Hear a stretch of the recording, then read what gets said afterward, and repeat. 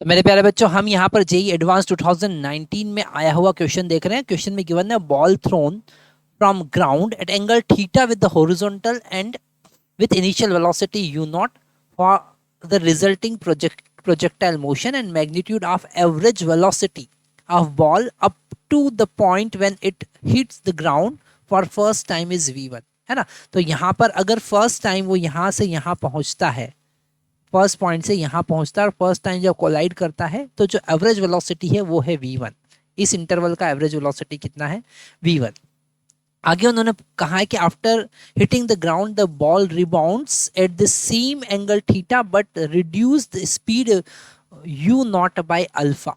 Okay, तो फिर जब वो सेकंड टाइम रिबाउंड करती है तो उसका वेलोसिटी अल्फा टाइम्स रिड्यूस हो जाता है। ऐसे बार बार हर बार रिड्यूस होता रहता है। ठीक है, its motion continue to long time as shown in figure.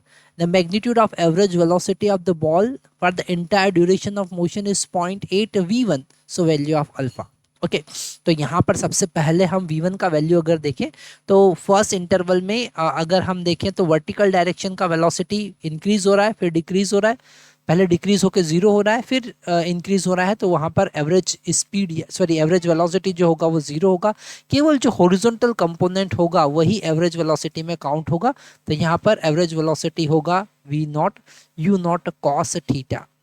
ठीक है, फर्स्ट फर्स्ट जो कोलिजन है उसके पहले पहले का जो एवरेज वेलोसिटी होगा वो होगा v नॉट कॉस थीटा।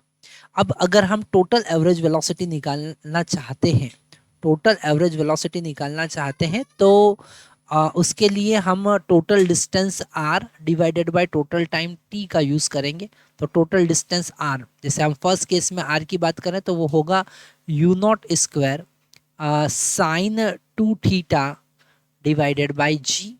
ठीक है, सेकेंड केस में हम देखेंगे तो u naught divided by alpha whole square into sine 2 theta, क्योंकि बाकी सारी चीज़ें सेम है, डिवाइडेड बाय g। ठीक है, ऐसे अप टू हम इन्फिनिटी तक जाएंगे। That is the total distance covered. अगर हम टोटल टाइम की बात करें तो पहला time interval that is 2u naught sine sine theta divided by g। Second case में हम देखेंगे तो 2u naught by alpha sine theta divided by g, और ये फिर से अप टू इन्फिनिटी तक जाएगा। ठीक है, तो हम आगे देखते हैं। तो v एवरेज जो हमारा आ रहा है, हम यहाँ पर न्यूमरेटर में से u नॉट स्क्वायर और साइन 2 थीटा को 2 sine theta into cos theta लिख सकते हैं। ठीक है, डिवाइडेड बाय g, और ब्रैकेट में हमको मिलेगा 1 plus 1 by alpha square plus 1 by alpha raise to power 4 up to infinity.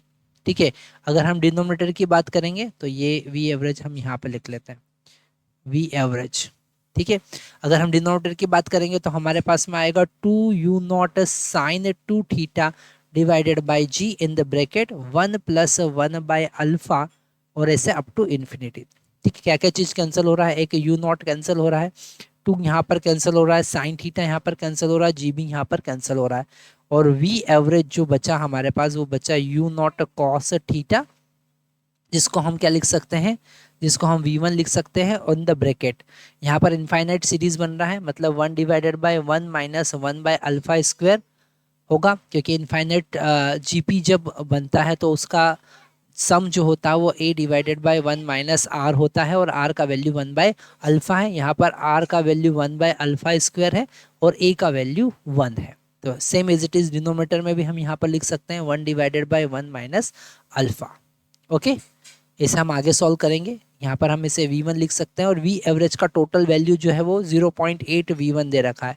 तो 0.8 v1 is equal to v1, और इसे हम लिखेंगे alpha square divided by 1 minus alpha square, और इसे हम सॉल्व करेंगे। यहाँ पे 1 माइनस अल्फ़ा आएगा, 1 माइनस 1 बाय अल्फ़ा आएगा हमारे पास। तो ये हो जाएगा 1 minus alpha divided by alpha, alpha से अल्फ़ा कैंसिल हो जाएगा। तो यहाँ पर v1 से v1 भी हम कैंसिल कर सकते हैं।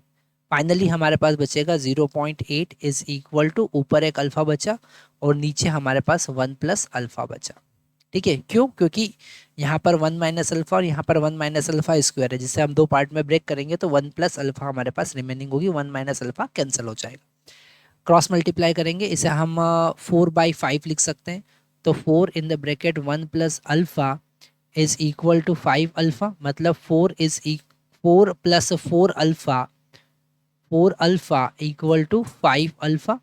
तो अल्फा का वैल्यू हमारे पास में आया 4, तो हमारा आंसर होगा 4। Thank you very much. ये हमारा कैलकुलेशन हमारे वीडियो के पीछे आ रहा था, तो आप एक बार ये कैलकुलेशन पूरा ध्यान से देख लीजिए। 0.8 हमने बस क्रॉस मल्टीप्लाई किया, बाकी तो पूरा जीपी का यहाँ पर हम यूज़ कर रहे हैं।